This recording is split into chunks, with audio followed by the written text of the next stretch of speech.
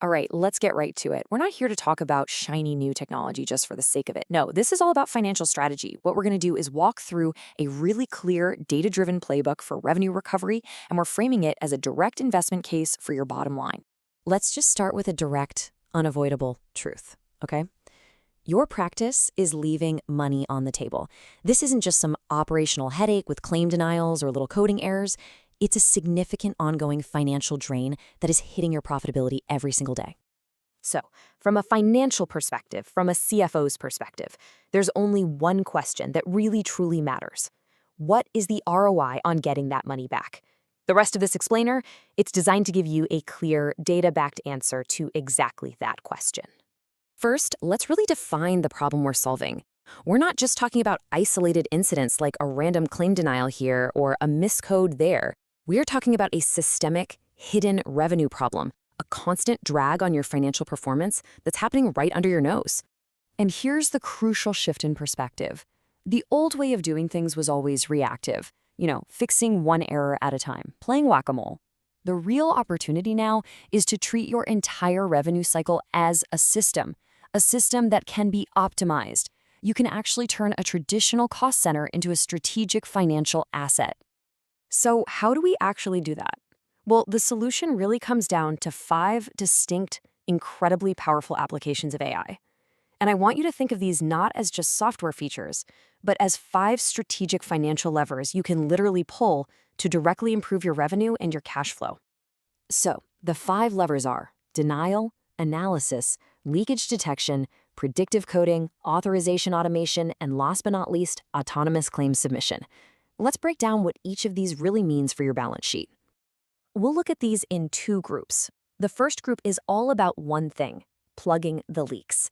This means recovering revenue that's currently being lost, or, get this, was never even billed in the first place. This is all about finding and capturing money that is already yours. Let's start with denial analysis. Most practices are just stuck in this reactive loop. A claim gets denied, and you ask why. Well, AI lets you become proactive. It analyzes your entire claims history to ask a much, much more powerful question, like, why do 12% of our cardiology claims from this specific payer consistently get denied for the exact same reason, and how do we fix the root cause for good? Now that is a strategic system-level fix. Next, let's talk about revenue leakage. And this is the sneaky stuff, the money that often disappears before it can even become a denial.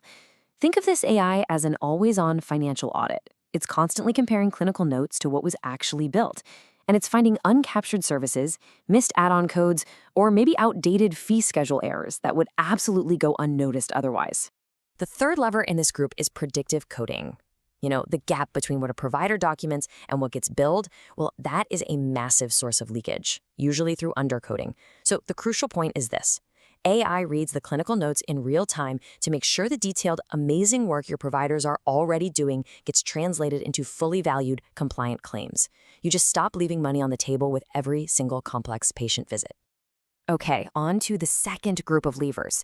We've plugged the leaks, now we accelerate the cash flow.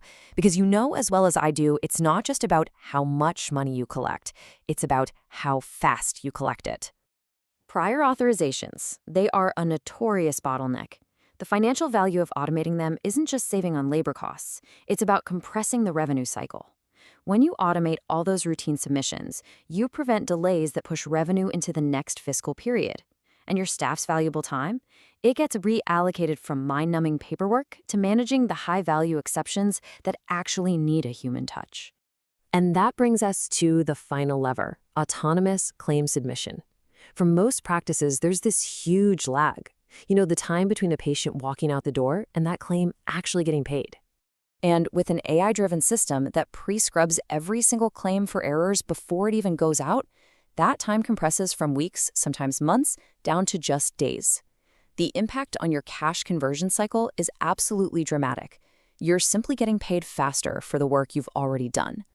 So this all brings us to the bottom line, the investment case. We figured out how to plug the revenue leaks and how to accelerate cash flow. So what's the cost of entry? What does it take to get started? The model is really simple. It starts at a 2% fee based on your monthly billing. That's it.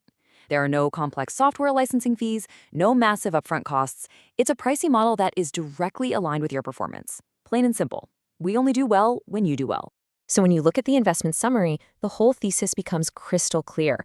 The risks are incredibly low. There's no long-term contract to sign, and the first month is completely free, so you can see the results for yourself, no strings attached. The potential rewards, on the other hand, are high: increased revenue capture, accelerated cash flow, and improved operational efficiency. It's a classic low-risk, high-reward proposition. Which brings us to the final question. Given a model that lets you prove the value with absolutely zero financial risk, the real question a CFO has to ask is no longer what is the cost of the system. Instead, it becomes, what is the ongoing daily cost of an action? What is it costing you every day you don't do this?